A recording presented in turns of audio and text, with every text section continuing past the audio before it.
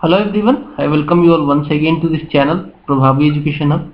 और जो हमने तमिलनाडु हिस्ट्री शुरू की है, तमिलनाडु की हिस्ट्री 11th क्लास की, जो कि एक बहुत ही इंपॉर्टेंट रिसोर्स है अगर आप सिविल सर्विसेज की तैयारी करते हो, लेट इट बी यूपीएससी की तैयारी करते हो या फिर किसी भी स्टेट के सिविल सर्विसेज की तैयारी करते हो, then this book particularly becomes very important. And इसको मैं कवर कर रहा हूँ यहाँ पे टॉपिक वाइज, लेक्चर वाइज मैं कवर कर रहा हूँ। अभी लेसन 1 चल रहा है जिसका नाम है India geographical features and there impact on history. ठीक है, impact on history, geographical feature का हिस्ट्री पे क्या इम्पैक्ट रहा है वही इस पर्टिकुलर चैप्टर में हम लोग पढ़ रहे हैं लेसन 1 में। ठीक है, एंड इसको मैं थ्रू मैप्स आपको समझाता हूँ। ठीक है, तो ये सारे इस बार के जो मतलब कंटेंट में मैप्स होंगे वो मैं आपको शो कर देता हूँ।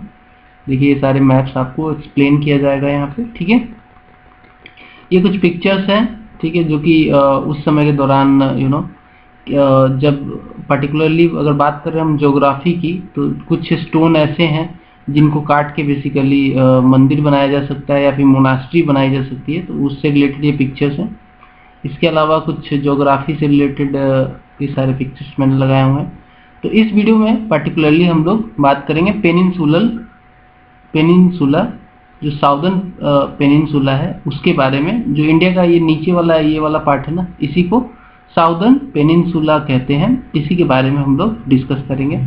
इससे पहले मैंने 2 वीडियो ऑलरेडी बनाई है, जिसमें एक में तो हिमालयन रीजन मैंने कवर किया है और दूसरे में मैंने वहाँ पे इंडो गैंगेटिक प्लेन को कवर किया है। तो वो दोनों जरूर देख लेना, इसके बाद ही आप साउदर्न पेनिनसुला को देखना। ठीक है, तो साउदर्न पेनिनसुला की बात करें तो यहाँ पे पहला पॉइंट आपको दिख रहा है कि विंध्या जो है और सतपुड़ा, ये जो दोनों रेंजेस हैं, विंध्या और सतपुड़ा के जो माउंटेन्स हैं, ये साथ मिलकर नर्मदा और ताप्ती रिवर, ये देखिए सतपुड़ा और विंध्या माउंटेन्स एंड नर्मदा और ताप्ती रिवर्स मिलके क्या बनता है, एक ग्रेट डिवाइडिंग लाइन बनता है। अगर बात करें नॉर्थ इंडिया की और साउथ इंडिया की, ठीक है, नॉर्थ इंडिया की और साउथ इंडिया की बात करें तो इन दोनों के बीच में क्या आता है, Vindhya Satpura mountain plus Narmada and Tapti river, ये कंप्लीटली ग्रेट डिवाइडिंग लाइन बनता है। इसको हम मैप पे देख लेते हैं। ठीक है, यहाँ पे देखिए ये जो विंध्या आपको दिख रहा है और सतपुड़ा, ये 2 रेंजेस आपको दिख रहे हैं, 2 माउंटेन रेंजेस है। अब देखिए ये पार्ट जो है, ऊपर वाला पार्ट ये नॉर्थ इंडिया हो गया और नीचे वाला पार्ट साउथ इंडिया हो गया। तो ये विंध्या और सतपुड़ा साथ में इसी रीजन में, पर्टिकुलरली इस पिक्चर में देखो नर्मदा और ताप्ती जो नदियां हैं, ये भी क्लियरली ये एक डिवाइडिंग लाइन की तरह बन रही है, डिवाइडिंग लाइन की तरह। इधर साउथ इंडिया हो जाएगा, इससे ऊपर नॉर्थ इंडिया हो जाएगा, है ना।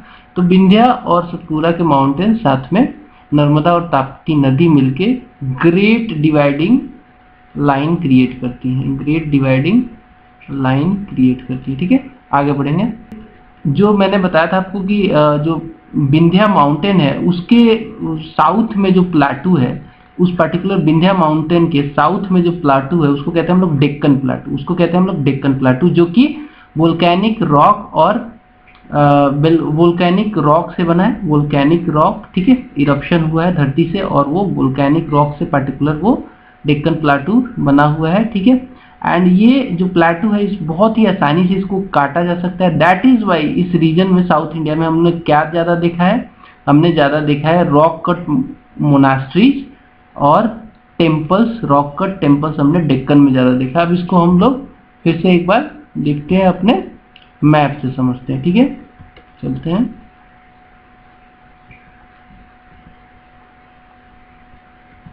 तो मैंने आपको अभी जस्ट बताया था कि विंध्या के साउथ में जो प्लाटू है, इस पर्टिकुलर रीजन को डेक्कन प्लाटू कहते हैं। ठीक है, डेक्कन प्लाटू कहते हैं। और ये जो डेक्कन प्लाटू बना है, ये पर्टिकुलर डेक्कन प्लाटू किस चीज से बना है, तो ये वोल्केनिक एक्टिविटी की वजह से ये प्लाटू बना है। ठीक है, वोल्केनिक इरप्शन हुआ है और उसी के बाद यहाँ पे ये प्लाटू बना है। ठीक है, तो इसलिए इसको काटना, यहाँ के जो पहाड़ हैं इनको काटना, इनके रॉक्स को काटना बहुत आसान है।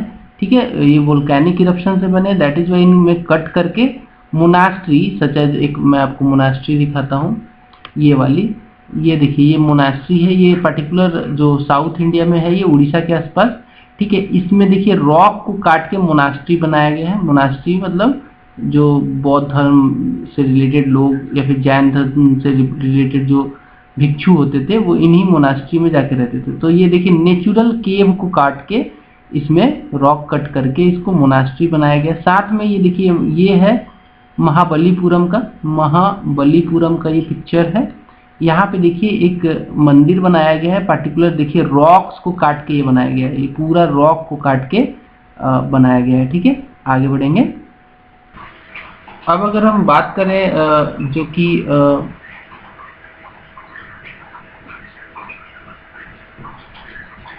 अगर हम बात करें जो ईस्टर्न घाट और वेस्टर्न घाट की, तो ये पूरा जो पर्टिकुलर डेक्कन प्लाटू है ना, डेक्कन प्लाटू, इसके दोनों तरफ, एक तरफ तो वेस्टर्न घाट है और दूसरी तरफ ईस्टर्न घाट है, ठीक है।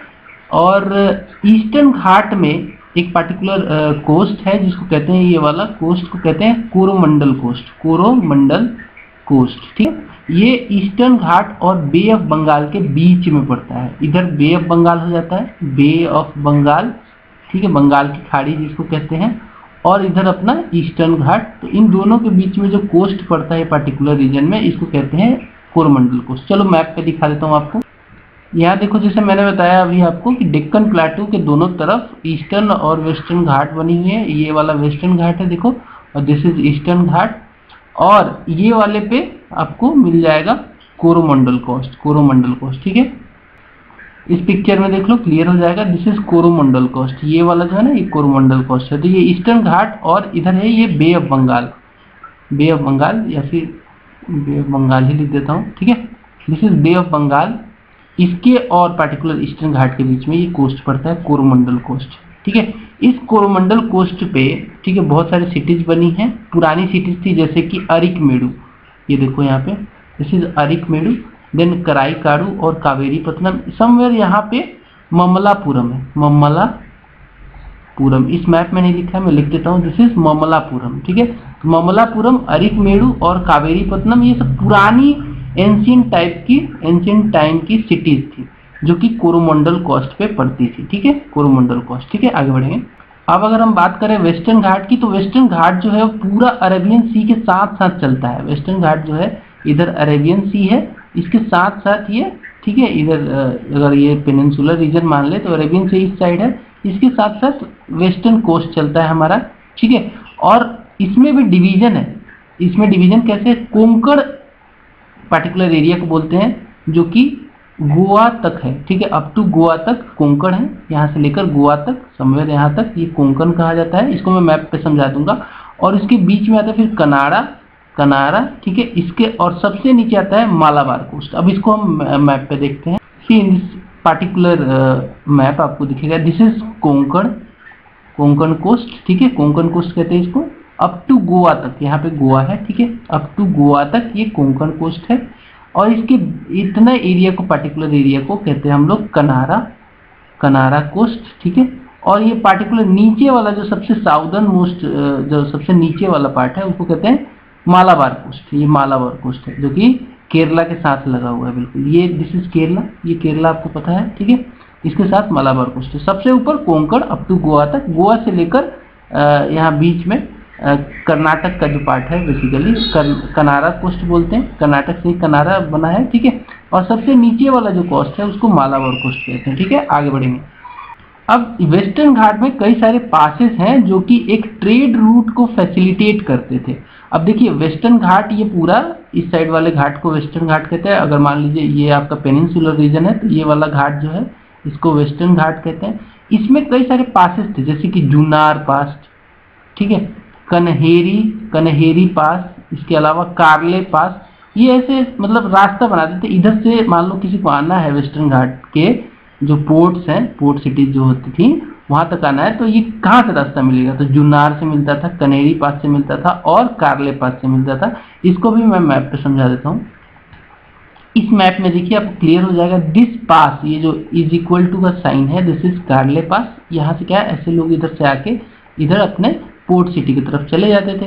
ये फिर आपका यहाँ पे एक दिख रहा है जुन्नार पास, ये वाला, this is Junnar pass. And this is Kanheri pass. ये वाला जो है, ये वाला यहाँ पे कन्हेरी दिख ही रहा है, दिस इज कन्हेरी पास। तो इधर से किसी को आना है, यहाँ से आ गया, इधर से किसी को आना है, इधर जुनार पास से आ गया, इधर से नीचे से किसी को आना है, कार्ले पास से आ गया, अपना पोर्ट पे पहुंच जाते थे ये लोग। ठीक है, आगे बढ़ेंगे। अब देखिए साउथ इंडिया और नॉर्थ इंडिया में बहुत सारा अंतर है, लैंग्वेज अलग है, कल्चर अलग है ना, दिखते भी लोग अलग अलग हैं। तो क्या रीजन है कि मतलब लैंग्वेज हम लोगों का एक नहीं हुआ, मतलब क्यों हम लोग इतना सेपरेटेड ही रहे? तो देखिए उसका कारण है डेंस फॉरेस्ट जो कि विंध्या माउंटेन्स और सतपुड़ा माउंटेन के जो डेंस फॉरेस्ट थे शुरू से ही, वो पार्टिकुलर डेक्कन प्लेटू को या फिर मैं कहूँ साउदर्न पेनिनसुला को आइसोलेट करके रखते थे। पहले तो इतना साधन नहीं था कि इस जंगल को क्रॉस करके लोग आ जाए। अब तो लोगों ने मतलब काफ़ी कंट्री ने काफ़ी सारे रास्ते बना लिए, तो लोग जाते हैं आते हैं, लेकिन आज भी ये आइसोलेटेड ही है। रीजन बीइंग कि ये पार्टिकुलर डिवीजन है, यहाँ पे विंध्या माउंटेन जो है, साथ में नदियां हैं, कई सारे, बिल्कुल हमें अलग कर देते हैं, आइसोलेटेड एरिया हो जाता है और डिफरेंस पाया जाता है हमारे लैंग्वेज, कल्चर और ज्योग्राफिकल आइसोलेशन भी इसी वजह से हुआ है। ठीक है, विंध्या माउंटेन के डेंसिटी की वजह से, काफ़ी ज़्यादा डेंस फॉरेस्ट है यहाँ पे। ठीक है, आगे बढ़ेंगे। अब एक और हम स्पेशल पास की बात करेंगे जिसका नाम है पालघाट पास। पालघाट पास एक ऐसा पास है जो कि साउदर्न इंड में है। ये एक पैसेज प्रोवाइड करता था across the ghat from the Kaveri valley to Malabar coast. ये एक ऐसा पैसेज है जो कि वेस्ट जो घाट है, ठीक है, वेस्टर्न घाट और ईस्टर्न घाट के बीच में एक पैसेज देता है ये पर्टिकुलर पालघाट पास। बहुत ही इंपॉर्टेंट है ये सवाल पूछा जा सकता है आपसे। ये कावेरी वैली जो कि इस रीजन में पड़ती है से मालाबार कोस्ट, इधर मालाबार कोस्ट तक ये पैसेज देता है। ठीक है, पैसेज प्रोवाइड करता है। यही वो पैसेज है जिसकी वजह से ट्रेड रूट जो है, Indo Roman trade route develop किया हमने, और ट्रेड हमने इंडिया का रोमन कंट्रीज के साथ किया इस पासेज के थ्रू। एंड अगर बात करें पर्टिकुलर साउदर्न पेनिनसुला में, तो साउदर्न पेनिनसुला की सबसे ऊंची जो चोटी है उसका नाम है अनाईमुड़ी। अनाईमुड़ी सबसे ऊंची चोटी है और 2 नंबर पे आती है डोडा पेटा। चलिए इन सारी बातों को अगेन हम लोग मैप पे देखते हैं। ठीक है, आगे बढ़ते हैं।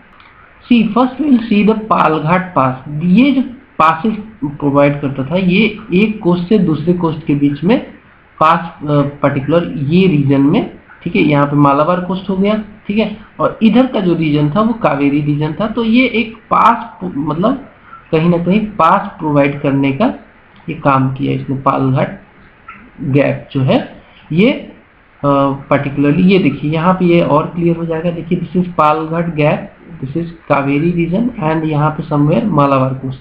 तो ये पैसेज की तरह ये काम किया है इसने। ठीक है, आज भी ये पैसेज की तरह यूज होता है। और जिसका एक अच्छा एग्जाम्पल हम देखते हैं कि एंशियंट टाइम में हमारा जो ट्रेड था रोमन कंट्रियों के साथ हुआ, खूब रोमन एम्पायर के साथ इंडो रोमन ट्रेड खूब हुआ। ठीक है, इंडो रोमन ट्रेड खूब हुआ। आगे बढ़ेंगे। हमने वेस्टर्न घाट की खूब चर्चा कर ली, अब हम थोड़ा सा ईस्टर्न घाट की बात कर लेते हैं। ईस्टर्न घाट जो है वो वेस्टर्न घाट से बिल्कुल अलग है। वेस्टर्न घाट क्या है, थोड़ा सा हाई एरिया है। ये क्या है, समुद्र से ऊंचा है। इधर का घाट जो है वेस्टर्न घाट, ये समुद्र से ऊंचा है। मान लो इधर पानी है तो ये जो लैंड है ना, ये समुद्र से ऊंचा है।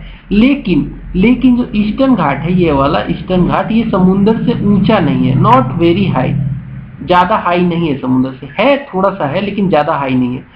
एंड इसमें कई सारी ओपनिंग्स है, बिकॉज कई सारी नदियां इधर ड्रेन होती हैं, जिसकी वजह से इसमें ओपनिंग आ गया है। बिकॉज वो डेल्टा बनाती है, तो वो यहाँ पे इस लैंड में ओपनिंग बना दिया है इन्होंने, कई सारी नदियों ने, ठीक है, जो कि ईस्टवर्ड फ्लो करती हैं। इससे क्या है कि ये जो एरिया है यहाँ पे बहुत ज़्यादा पोर्ट नहीं, लेकिन कुछ एंशियंट पोर्ट हुआ करते थे, जैसे कि अरिकमेडु, मामलापुरम, कावेरी पत्तनम, ये सब पहले के इम्पोर्टेंट पोर्ट्स थे। चलिए इसे हम देख लेते हैं अपने मैप पे। ठीक है, तो देखिए ये जो नदियां हैं, जैसे कि गोदावरी, जैसे कि महानदी, कृष्णा, कावेरी, ये सब ईस्ट फ्लोइंग नदियां हैं। मतलब ये ईस्ट में आके यहाँ पे गिरती हैं बे ऑफ बंगाल में। बे ऑफ बंगाल है ये, ठीक है, बे ऑफ बंगाल है इसमें। तो इस पर्टिकुलर जो ईस्टर्न कोस्ट में ना कई सारे मुहाने हैं, कई सारे ओपनिंग्स है, जिसको मुहाने कहते हैं, या फिर डेल्टा भी बनता है कई जगह पे। कावेरी का खुद का डेल्टा, ये पर्टिकुलर रीजन डेल्टा वाला रीजन है। तो ये कई सारे मुहाने हैं। साथ में इसका जो हाइट है इस समुद्र से वो ज़्यादा नहीं है, ज़्यादा ऊंचा नहीं है, इधर ज़्यादा ऊंचा है, इधर ज़्यादा ऊंचा नहीं है। ठीक है, आगे बढ़ेंगे। साथ में जो मैंने अभी आपको बोला था कि कोस्टल एरिया में, ईस्टर्न कोस्ट में कुछ पहले के एंशियंट टाइम की पोर्ट सिटीज हुआ करती थी। अरिकमेडु ये रही, कावेरी पत्तनम यहीं पे है, और समवेयर यहीं पे ममल्लापुरम भी है, ममल्लापुरम, जो कि मैंने आपको पहले भी बताया था। आगे बढ़ेंगे। अब थोड़ी सी बातें नदियों की कर लेते हैं। महानदी सबसे ईस्ट की नदी है, सबसे ईस्ट में नदी है ये महानदी। ठीक है, इसको मैप पे दिखा दूंगा। और दो नदियां आप याद कर लो, ये सवाल हमेशा पूछा जाता है। नर्मदा और ताप्ती नदी जो है ये दोनों ईस्ट से वेस्ट में बहती है, मतलब कि ईस्ट इधर हो गया तो ये ईस्ट से वेस्ट यानी कि अरेबियन सी में जाके ये गिरती हैं। बाकी सारी नदियां जैसे कि गोदावरी, कृष्णा, तुंगभद्रा, कावेरी, ये सब वेस्ट से ईस्ट में जाती हैं और बे ऑफ बंगाल में गिरती हैं। ठीक है, इसको आप मैप पे देख लीजिए। मैंने आपको बोला था कि नर्मदा नदी, जो कि ये देखिए, ये यहाँ से ऐसे जाके इधर ये अरेबियन सी में गिरती है। ताप्ती नदी भी अरेबियन सी में गिरती है। बाकी जितनी नदियां जैसे गोदावरी नदी, कृष्णा नदी, कावेरी नदी, महानदी, महानदी सबसे ईस्ट की नदी। देखिए सबसे ईस्ट में यहाँ पे कौन सी नदी है, तो महानदी, महानदी भी यहाँ पे बे ऑफ बंगाल में गिर रही है। ठीक है, आगे बढ़ेंगे। पार्टिकुलरली अगर बात करें हम अपने साउदर्न पेनिनसुला की, तो सबसे ज़्यादा यहाँ पे क्या होता है, सबसे ज़्यादा राइस होता है। स्पेशली जैसे कावेरी जो रीजन है, कावेरी जो डेल्टा है या फिर कावेरी रीजन है जो ड्रेन करती है कावेरी नदी जो एरिया, वहाँ पे राइस बहुत ज़्यादा होता है, बहुत ज़्यादा राइस होता है। इसके अलावा कृष्णा और तुंगभद्रा के बीच में, ये दोनों नदियों के बीच में एक दोआब है जिसको रायचूर का दोआब कहते हैं, रायचूर का दोआब कहते हैं। ये दोआब बहुत ही ज़्यादा बोन ऑफ कंटेंशन का मुद्दा रहा। कई सारे जो एंशियंट डायनेस्टी थे वो आपस में लड़ते थे, पल्लव, सातवाहन, पल्लव लड़ते थे चोला से, ऐसे मतलब खूब लड़ाई चलती थी। चालुक्य लड़ते थे, मतलब ये पर्टिकुलर रायचूर दोआब पे कब्जा पाने के लिए क्योंकि ये काफ़ी फर्टाइल लैंड था, तो ये बोन ऑफ कंटेंशन रहा शुरू से ही, हमेशा से ही ये बोन ऑफ कंटेंशन रहा है एंशियंट पीरियड में। ठीक है, आगे बढ़ेंगे। तो आप यहाँ पे रायचूर का दोआब देख लो, ये कृष्णा नदी है, यहाँ पे तुंगभद्रा नदी जा रही है, इसके बीच में ये पर्टिकुलर रायचूर का दोआब है। ठीक है, ये कर्नाटक में पड़ता है। ठीक है, कर्नाटक में पड़ता है, आज की डेट में कर्नाटक में है ये। आगे बढ़ेंगे।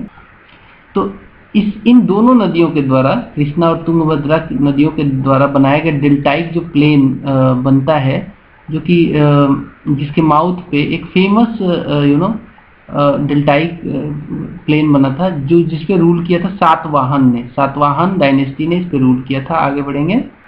एक और फैक्ट यहाँ पे आपको पता होना चाहिए, कावेरी डेल्टा जो है, कावेरी डेल्टा ये एक डिस्टिंक्ट जियोग्राफिकल जोन था, फार साउथ में पड़ता है। ये सीट ऑफ पावर था चोला का ये सीट ऑफ पावर था, चोल किंगडम का यही राजधानी था कावेरी पत्तनम। ठीक है, और ये सीट ऑफ चोला पावर था। इसको आप मैप पे जरूर देखो, मैं दिखाता हूँ।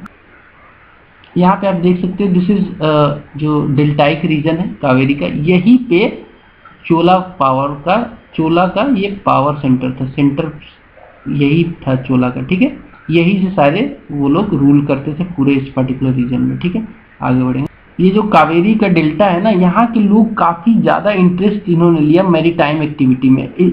अगर मैं बात करूँ चोला डायनेस्टी की, तो इन्होंने खुद इतने सारे एक्टिविटी किए मैरीटाइम से रिलेटेड।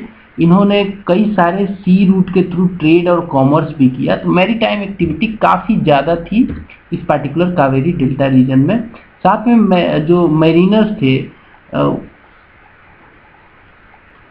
मैरीनर्स थे वो दूर दूर जगह पे गए, जैसे कि जावा में गए, सुमात्रा में गए, बर्मा, कंबोडिया तक कब्जा कर लिया इन्होंने। चोला डायनेस्टी की खासियत थी, काफ़ी ज़्यादा इन्होंने अपने एम्पायर को बढ़ाया मरीन एक्टिविटी के द्वारा। इसकी वजह से इंडियन आर्ट वहाँ पहुँचा, रिलीजन वहाँ पहुँचा, कल्चर भी वहाँ पहुँचा। ठीक है, आगे बढ़ेंगे। लास्ट पॉइंट है यहाँ पे, कॉमर्शियल कॉन्टेक्ट हमारा जो साउथ इंडिया का था वो ग्रीको रोमन एम्पायर के साथ भी था। तो देखिए यहाँ पे एक मैंने आपको बताया था कि जो पर्टिकुलर पालघाट था, पालघाट एक क्या किया इसने, एक पैसेज दिया क्रॉस घाट्स, दोनों घाट्स के बीच में, कावेरी वैली से मलाबार के बीच में। और मैंने यहाँ पे आपको ये भी बताया था जिससे कि ट्रेड रूट जो कि इंडो रोमन ट्रेड था उसका डेवलपमेंट हुआ, और यही कारण था कि कॉमर्शियल कॉन्टेक्ट हमारा साउथ इंडिया का ग्रीको रोमन एम्पायर से बना। कई सारे इसके साक्ष्य मिलते हैं, जैसे कि सिक्के, रोमन सिक्के जो गोल्ड कॉइन्स हैं, उसके अलावा रोमन जो उस समय आर्टफैक्ट्स थे वो भी काफ़ी ज़्यादा बड़ी मात्रा में इस पर्टिकुलर रीजन में हमने खनन के दौरान पाया है। So that's all from this video. I hope कि आपको पसंद आया होगा। पसंद आया तो लाइक जरूर करना, शेयर जरूर करना इस वीडियो को, सब्सक्राइब करो इस चैनल को। मिलते हैं अगले वीडियो में, तब तक के लिए बाय बाय।